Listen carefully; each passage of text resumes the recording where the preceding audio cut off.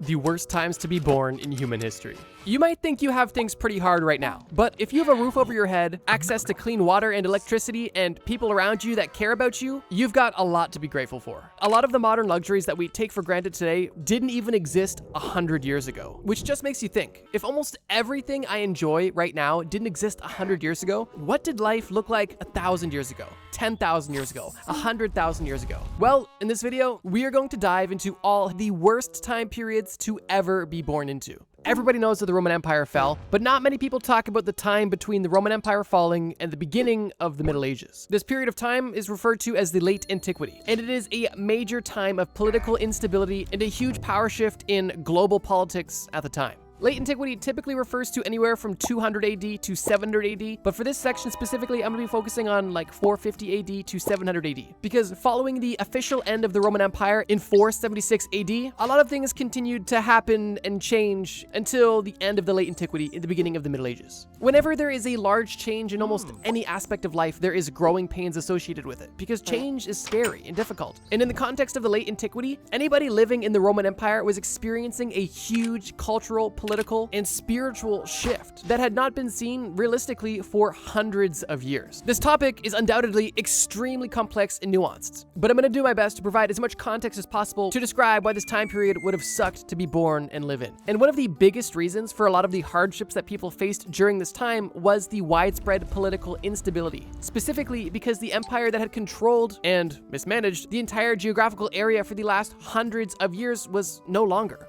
meaning that by default, there was a power vacuum that people were hungry to fill. And of course, with the fall of one of the most iconic empires of all time, you also lose a lot of long-standing institutions, specifically armies, defense, banking, really anything that provided safety and stability to the people of Rome. Even before the fall of the Roman Empire, Rome was consistently under attack from different groups. But during the Late Antiquity, there was much less resources and manpower to fight off barbarian tribes like the Goths, the Vandals, the Huns, which meant that these barbarian tribes were extremely motivated because they knew that the big bad Roman Empire was not what it used to be. And what this resulted in was frequent wars, raids, and destruction across all of Europe and the Mediterranean, which for soldiers was devastating because at this point, soldiers were not as well equipped as they used to be, meaning that they were typically at a disadvantage during these attacks. And for civilians, that meant that they were simply less protected, making them vulnerable to barbarian raids, which is something you definitely do not want to be vulnerable to. On top of defenses being diminished and wars and raids being more frequent, there was also a huge economic decline, which was almost perfectly coupled with the political instability. And because of this, massive trade networks shrank. Major culturally significant cities were destroyed and abandoned, and even agriculture was affected due to these consistent invasions. We think about ancient Roman and ancient Greek ruins today as this thing that existed only far in the past, but during the Late Antiquity, major Roman and Greek cities and institutions and buildings that were active and respected only 100 or a few hundred years ago were now in ruins, with the majority of these culturally significant locations either being destroyed in raids, left to rot because there's nobody to use them or maintain them because of the city's depopulation, or if these buildings were still in decent shape in a city that was somewhat populated or repopulating, a lot of these buildings were actually deconstructed from the inside out to be used for new buildings. For example, ceramic and bricks were taken from old antiquity buildings and used to build new churches. The Late Antiquity is an interesting period of history because it is regarded as one of the most transitional periods, as it was at the dawn of the rise of Christianity. And because of that, there was a lot of conflict surrounding other religions in the area. But for that reason, a lot of people see this time period as an opportunity and as something to be celebrated. And while that is definitely something to consider, the Late Antiquity is one of the most significant examples of transitioning from the old world to the new world. And living through that was not easy whatsoever.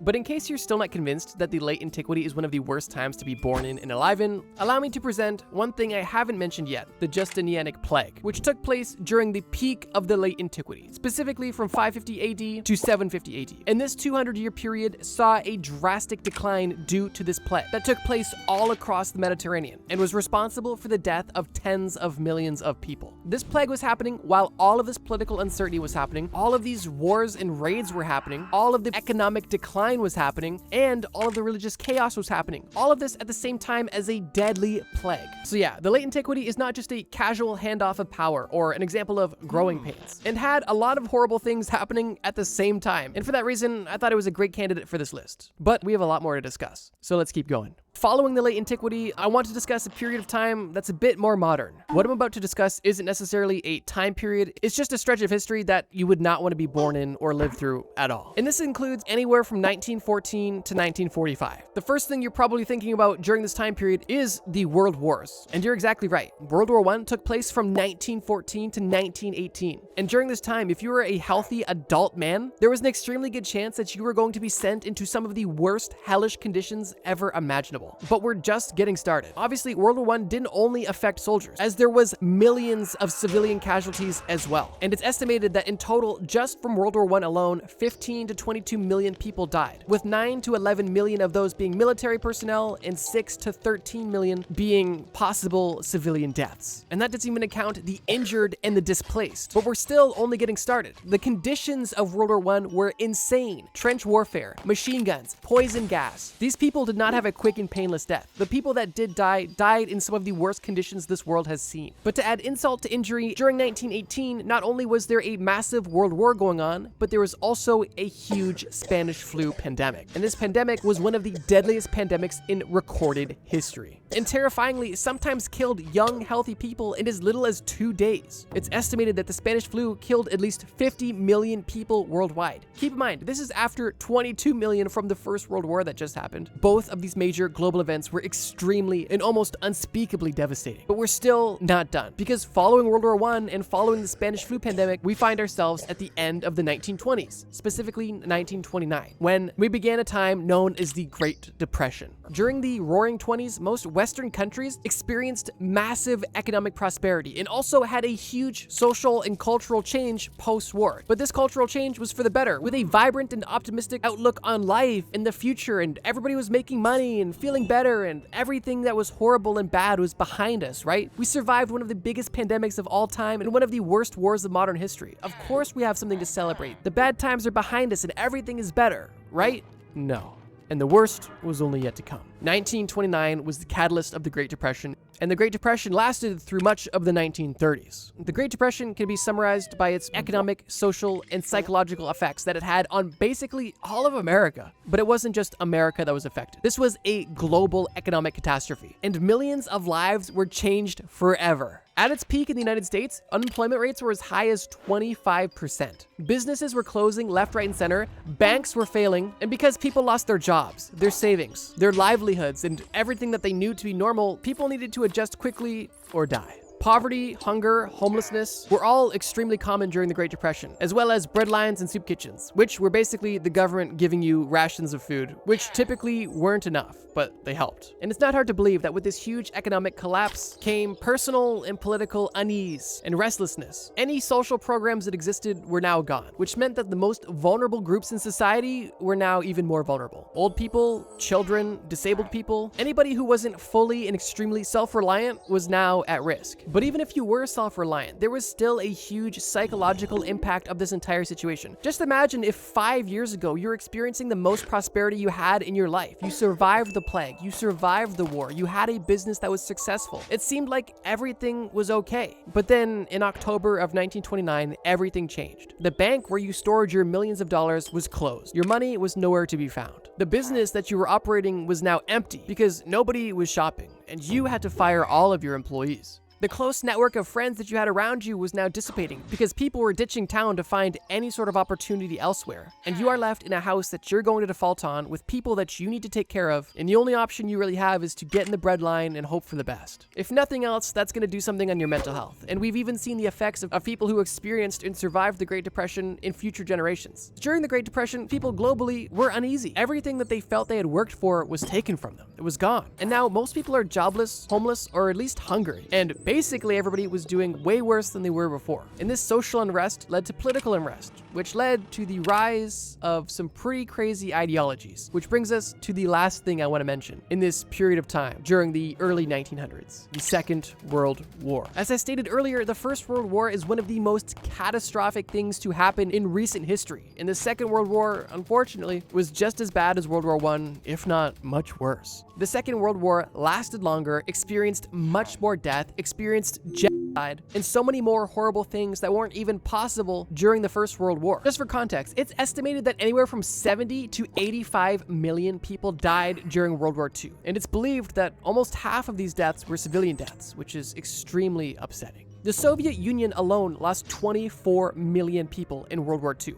which is more than all of the people lost in World War I, just for context. And once again, if you were a young, healthy man during this time, there was an extremely good chance that you were about to be exposed to hellish conditions and almost certain death. And if you were just living in Europe or Japan, there was also a good chance that no matter who you were, old, young, man, woman, you could very much so experience horrors beyond your comprehension. And the bookend on this entire period of time is the bomb that was dropped on Hiroshima that ended the Second World War and killed around 200,000 people.